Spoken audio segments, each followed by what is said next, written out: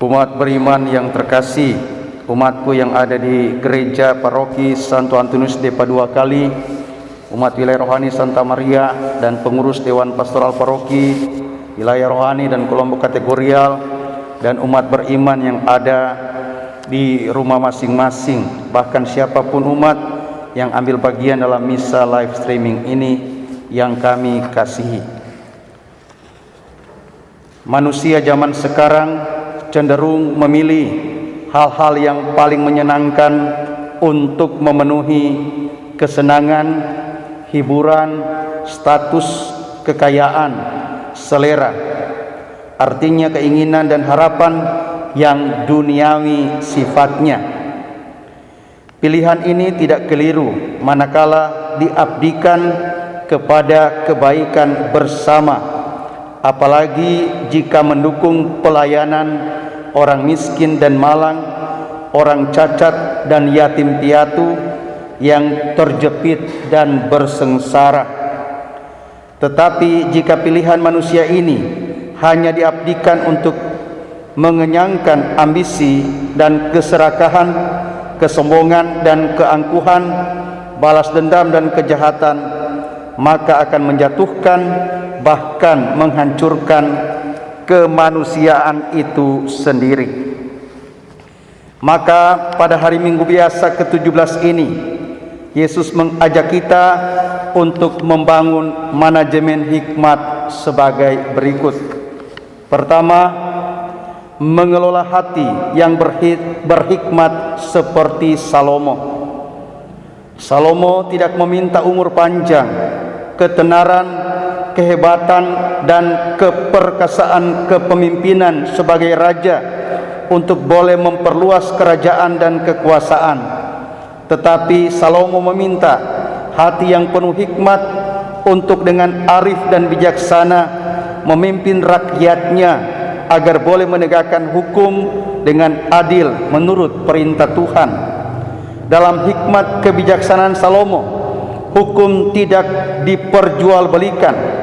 Hukum bukan milik penguasa dan pemodal, tetapi hukum adalah pengayom keberlangsungan hidup bersama sebagai manusia yang saling melindungi dan memajukan. Bandingkan bacaan pertama tadi. Hukum seperti diaplikasikan saat ini dalam protokol COVID-19 dijalankan untuk mengamankan diri sendiri dan menyamankan keselamatan orang lain. Maka ketika ada protokol COVID, sebagai manusia bermartabat dan sadar hukum, kita pasti menjalankannya bukan dengan beban, tapi karena kita gembira memelihara kebersamaan kehidupan. Yang kedua, mengelola hidup yang berpusat pada citra Allah. Hidup yang berpusat pada Allah selalu menyediakan hati yang tergerak untuk bekerja sama dengan Allah agar mampu mendatangkan kebaikan yang benar di hadirat Allah dan pasti membangun suasana damai dan sejahtera dalam kebersamaan hidup di sini dan kini. Itulah ungkapan bacaan kedua tadi. Berupaya menyenangkan hati Allah dalam upaya membangun kebersamaan kemanusiaan yang solider dan berbela rasa, jauh dari egoisme diri dan kelompok, tetapi suka bersama, bersaudara dan bekerja sama dengan siapa saja. Yang ketiga, mengejar nilai ilahi. Kedekatan dengan Allah adalah mutiara yang tiada ternilai, sehingga manusia selalu tergerak untuk mencari dan menemukan kehendak Allah dalam kehidupannya. Selalu ada waktu untuk urusan-urusan ilahi, semisal membangun hidup rohani yang seimbang, melaksanakan perbuatan-perbuatan solidaritas, berkorban bukan karena terpaksa. Pendek kata, kehidupannya diisi dengan keseimbangan ora et labora, mampu menggereja, menjemaat dan memasyarakat secara signifikan dan relevan, selalu terlibat dalam pelbagai macam karya-karya kehidupan kemanusiaan yang maju.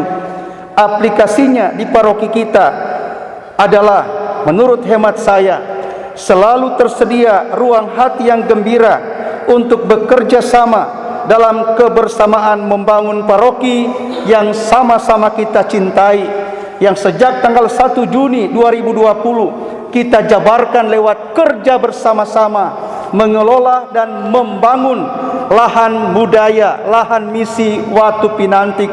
Sehingga setiap Senin saya tetap optimis dan berharap ada ruang hati yang gembira bagi kita untuk mengelola manajemen hikmat, membagi waktu untuk bekerja sama membangun paroki kita, supaya paroki kita boleh bermartabat lebih, karena ada inti kerjasama yang diseimbangkan antara ora et labora, yang juga diseimbangkan dalam komunikasi kemanusiaan yang bermartabat, tidak cuek, tidak acuh tak acuh, bahkan tidak mau peduli, tetapi selalu ada ruang komunikasi yang kita bangun bersama-sama.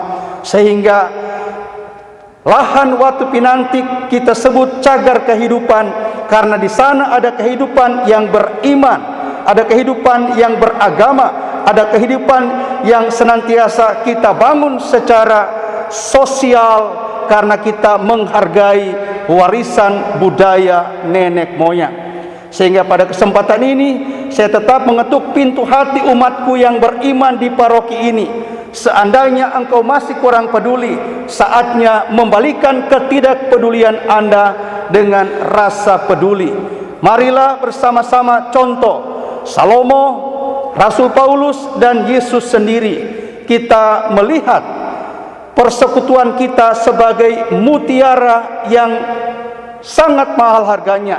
Kita melihat sebagai lahan yang ada isi dengan nilai yang tidak ternilai, dan kita menggantikannya dengan kerja sama, kerja tangan, kerja korban untuk datangnya kemaslahatan, kemuliaan Tuhan yang kita boleh alami di sini dan kini.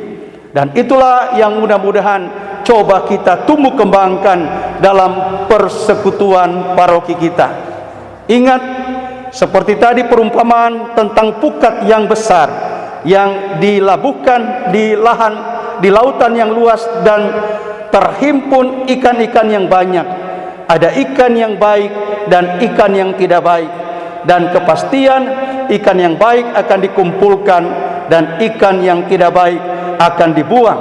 Di sana ada ratapan dan kertakan gigi. Semoga kita semua tetap berupaya dengan manajemen hikmat menjadi ikan-ikan yang baik, yang tetap dan terus berharga di mata Tuhan. Amin. Halo sahabat, jangan lupa di like dan juga di subscribe serta tekan lonceng agar kalian tidak ketinggalan video-video dan informasi menarik lainnya. Terima kasih.